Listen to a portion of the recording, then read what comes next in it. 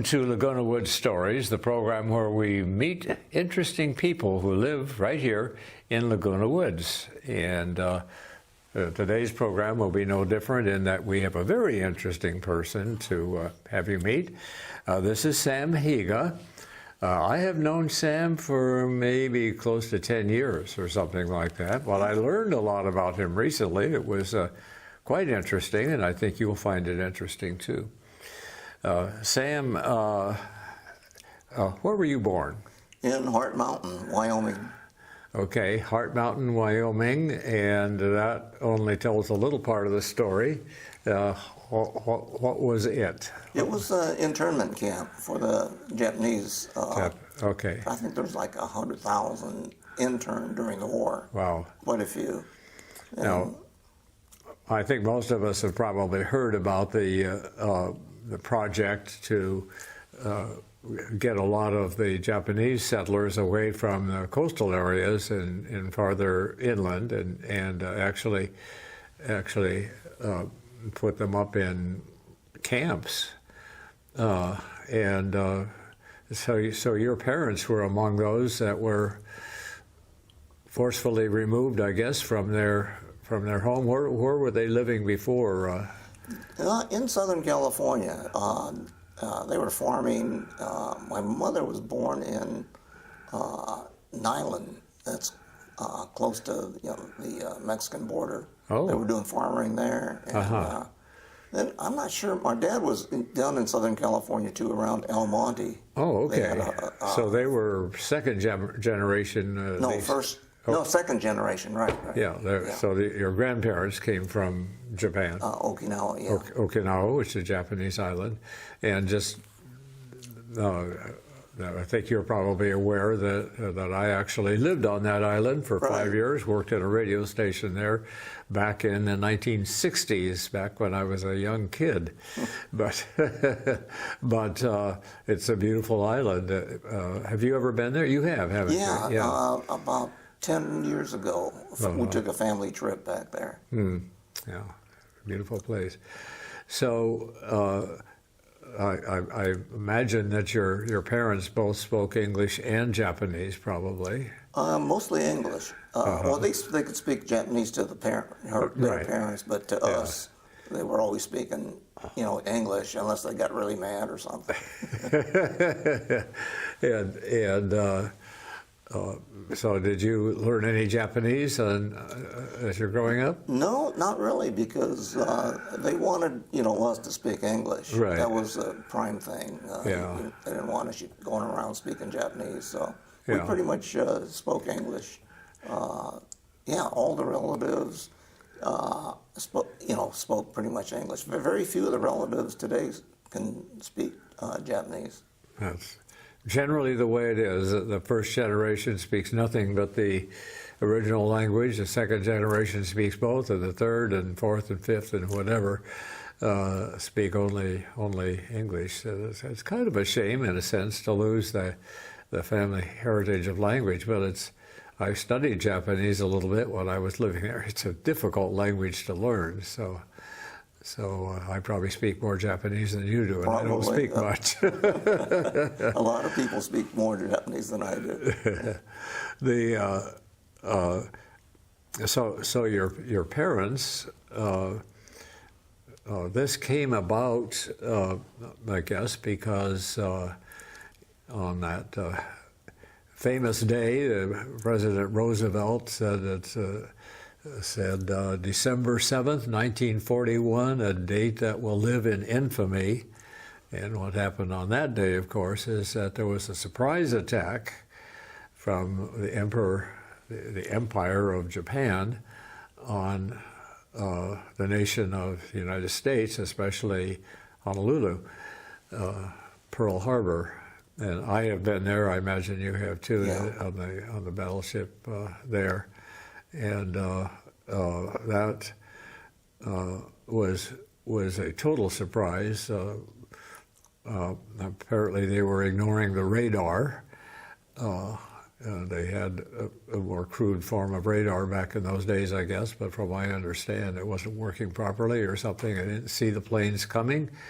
So they were totally blindsided, and the Japanese were able to wipe out a huge proportion of the American Pacific Fleet, and that did us more damage, I think, than they even realized. And so the United States at that time had been involved kind of at arm's length in the war in Europe, the war waged by the Germans, and we had been supplying material and that sort of thing, but we hadn't really gotten involved in sending our soldiers there in any large numbers, at least. And so this was a very dramatic wake-up call. I was 5 years old at that time, and I remember my parents looking very serious and listening to the news intently on the radio back then. And you probably don't remember any of that because you were not yet born. Right. Yeah. So your parents were hustled off. What was that like? I'm sure they must have shared this with you. Well, they told some stories about going to Santa Anita racetrack. Oh, okay. And they were living in the horse stalls. Oh, wow. Until they could, move on to the next location. In our case, it was Wyoming. Yeah. But from there, it was sort of a distribution. They would accumulate all the people, and it's sort of like there's jokes about being roommates with Seabiscuit, things like that. But that's where they were, and then eventually they got into Heart Mountain. I guess it took time to build up the barracks and get the facilities ready. Yeah. I think the U.S. government has eventually came to terms with and realized that this was very unjust and that this was a serious mistake. And there was an attempt at reparations and apology. I guess you were beneficiary of some of that. Yeah. It was sort of like a token apology. I know one of my friends that lived here in the village, he took his and donated it to some charity, one of his charities. And so he wasn't, that's what he did with his anyway. So there was a letter of apology from I suppose in the name of the president. Bush, yeah. Yeah, but not personally signed by him, one would guess. And a payment which was very inadequate to account for 3 lost years. Yeah. But, years and property and just misery, really. Yeah. Many people had to sell off their farms, their property for pennies on the dollar, or walk away from them. Did your parents have any of that kind of problem? Well, they were on my mother's side. They were renting farmland, and all she could take was, I think, 1 or 2 suitcases. Yeah, what you could carry, I think. You could carry, yeah, that was it. You could only take what you could carry. Yeah, and on my father's side, they were lucky. They had a house in El Monte, and they had somebody look over it until after the war. Okay, so they had a place to go back to. They had a home, and we had, on the mother's side, they were like migrant farm workers until they could eventually work their way back to California. Yeah. And start earning a living again. Yeah. Did they have medical facilities? They had a hospital there. I'm pretty sure they had a hospital. Okay. Within the population, they had a lot of skilled people, teachers. Among the Japanese, you mean? Yeah. And they may even had, brought some in from the outside to, help out. I'm not sure exactly how that worked, but I know they did have a hospital there. Oh, that was good. So you were born, in fact, in a hospital. Yeah. Yeah. I think I was. You don't remember it, No. of course. Yeah. And then I guess they were in the camp for what, about 3 years? About 3 years. We left, and I think that in '45 was when they started letting people out Yeah. to go to other places. And did the government do anything to facilitate the relocation of No, I think they gave you $25 and $25? Oh my gosh. and say, or something like that. Yeah. But I was able to find some history where, like, my mother went to Ogden, Utah, looking for work. Oh, okay. And my father went. Because it was not too far away, I guess. Well, I guess it had to do with the type of work Uh-huh. that they had. Okay. It was more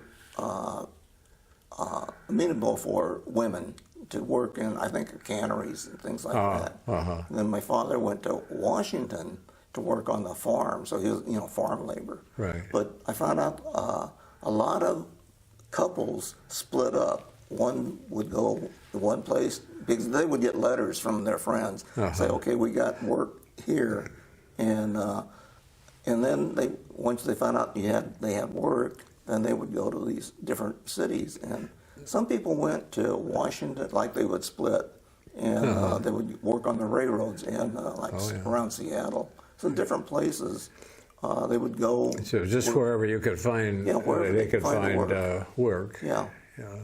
And did you have siblings? Were you? I had one brother. He was born there. He was born there also. About a little over a year after me. Okay. So with two small children and having to find their way halfway across the country on $25, it's how in the world did the government get away with doing that? One would guess it had to do with the fact that Roosevelt was able to stack the Supreme Court, and so he could pretty much do anything he wanted to do. He was probably about the closest to a dictator that we've ever had, but they gave him unusual powers because the times were so desperate.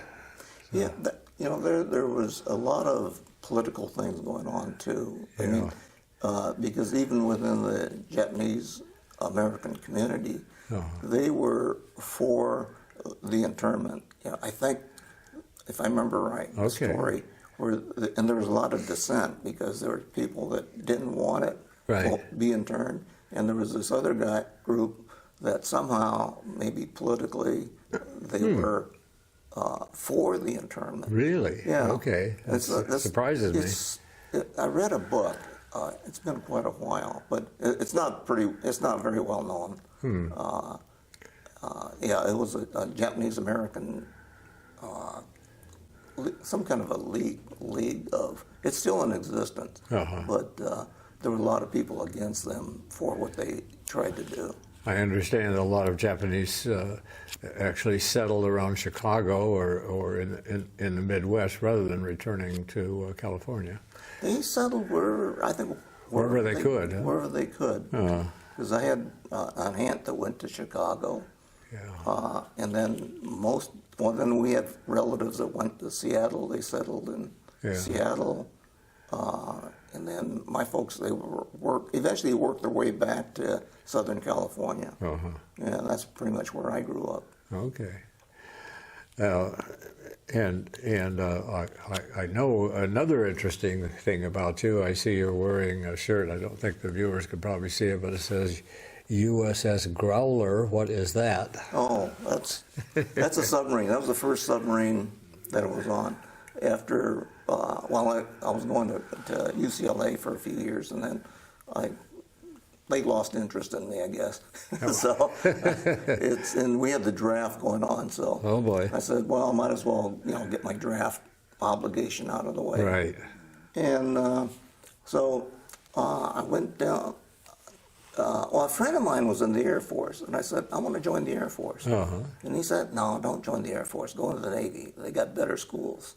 Oh, really? Yeah, and this was the time where they were building up the Polaris submarine fleet. They were recruiting a lot of people to man these submarines because they were going to build 41 Polaris submarines. And Wow. so they had all these different schools set up where they had nuclear power training. Then they had a missile.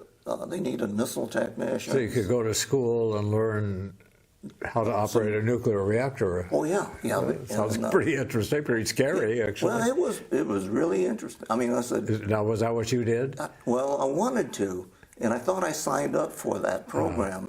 But then after I went through electronics school, they said, no, you're going to go over to the navigation school. I said, oh, I thought I was going to be a nuclear power guy.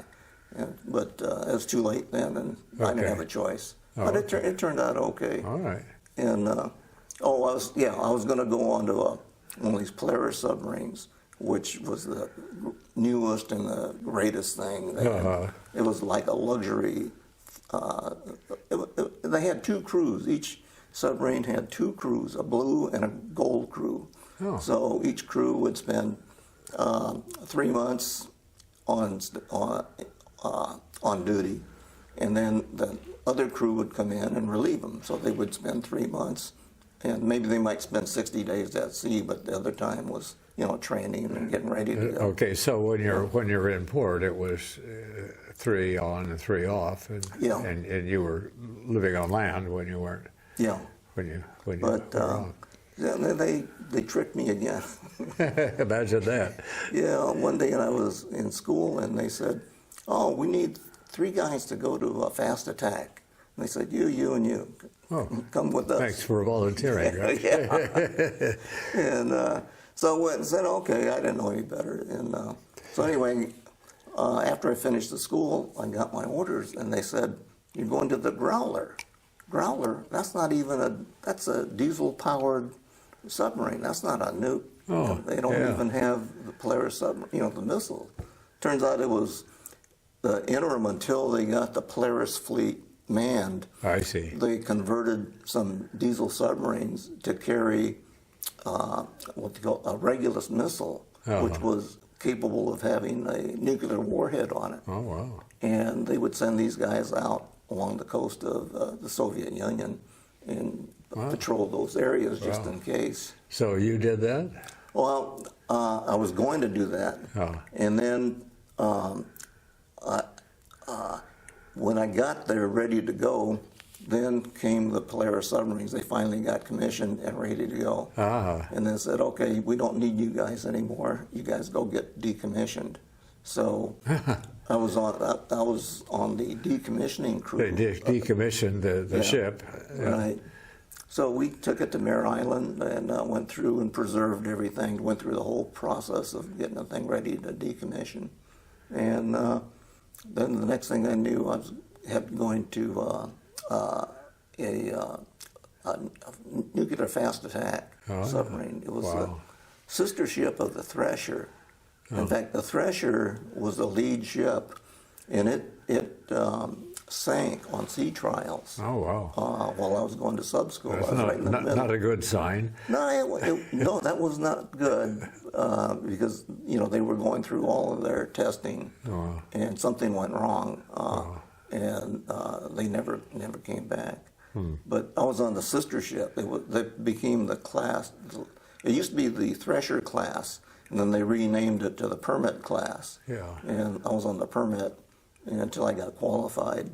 And, so I understand that these nuclear submarines can go for days, weeks, months. Underwater, months underwater, never surfacing. Yeah. Did you do any of that? Well, it was later on. I was on one, and we were out for like 69 days.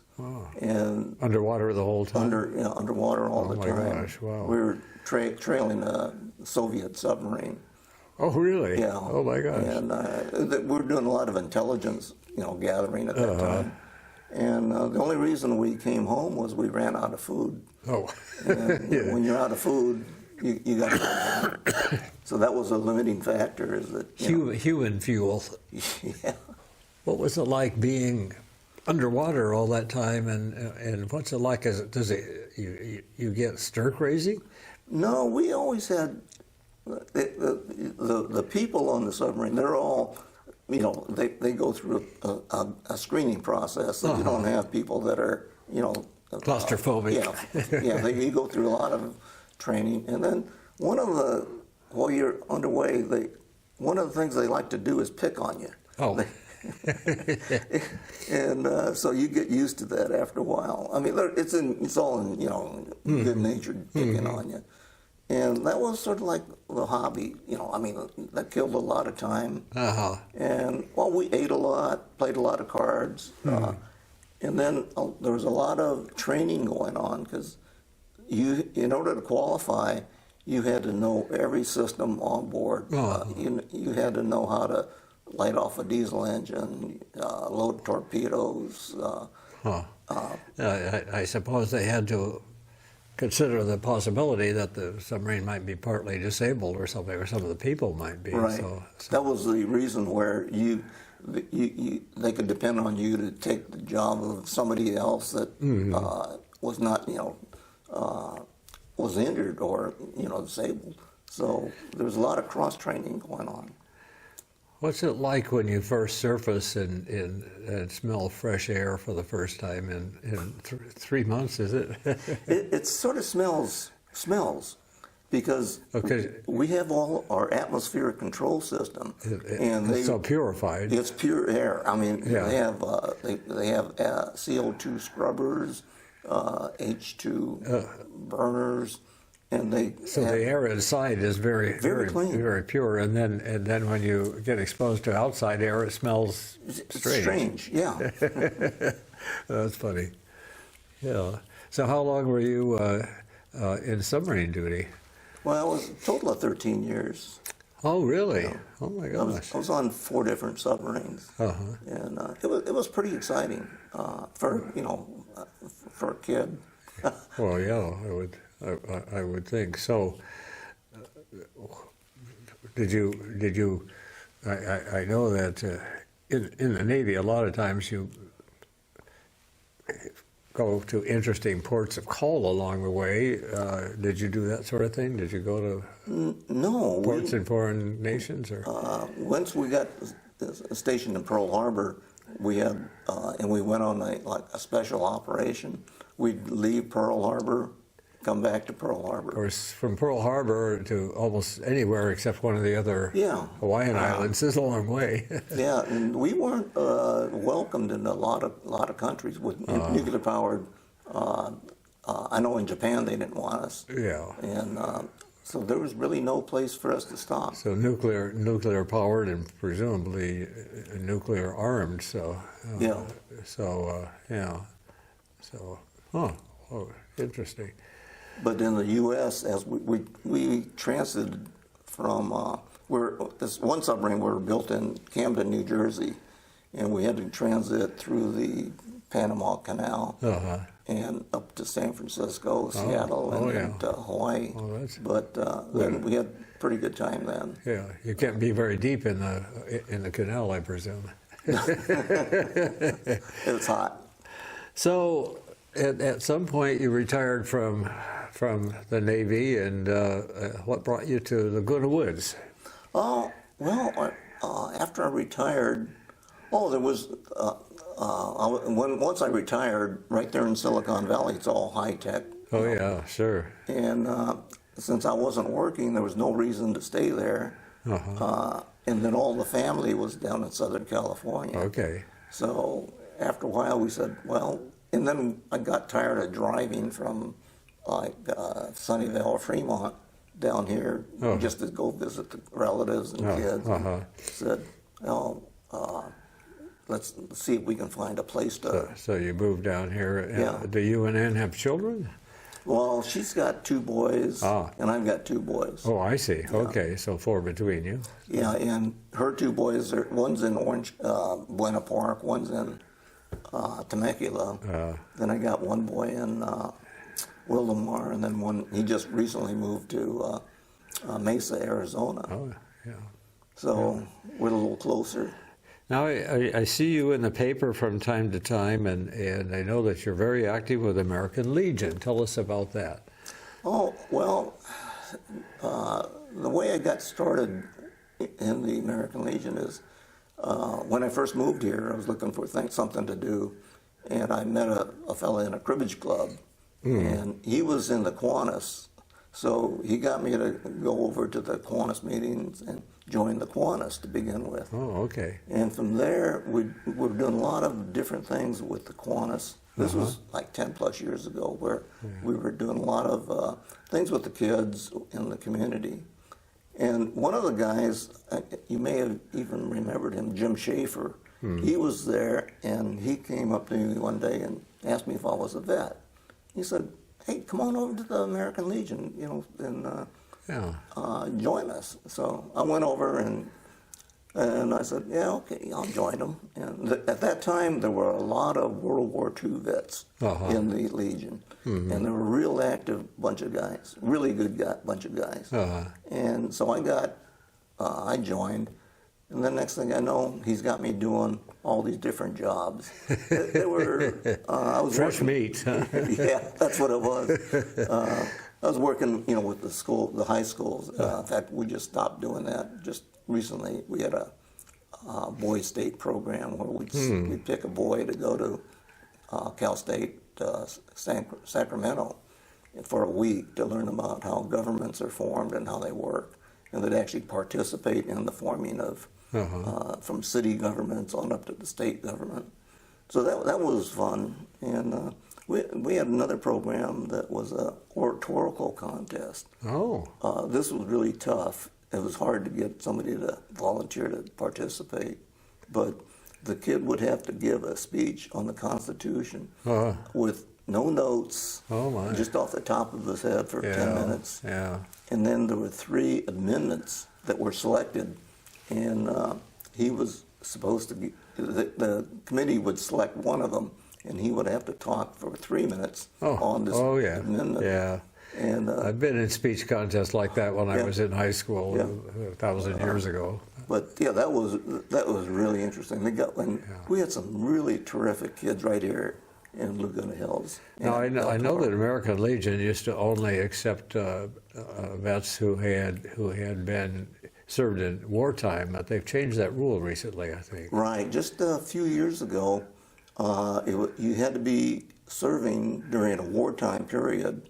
So we had some people in the Kiwanis that were in between the Korean War and Vietnam, so they weren't eligible, but they wanted to join. And it wasn't until just a few years ago that they were able to join. But now, as long as you serve just one day and are honorably discharged, you're eligible to join the American Legion. Okay. Well, Sam, it's been most interesting talking to you. Even though I've known you for years, I learned so much today, and appreciate you, appreciate talking to you, appreciate the sacrifices you and your family made, and the indignities that your family suffered, racial prejudice, no doubt, among them, and thanks for being you, and thanks for being here and sharing with us today. Well, it's been a pleasure talking to you. We've known each other for quite a few years, and never done this before. You never know. Thanks for joining us on the Laguna Woods Stories, and we have another show every month, so check us out. Thanks.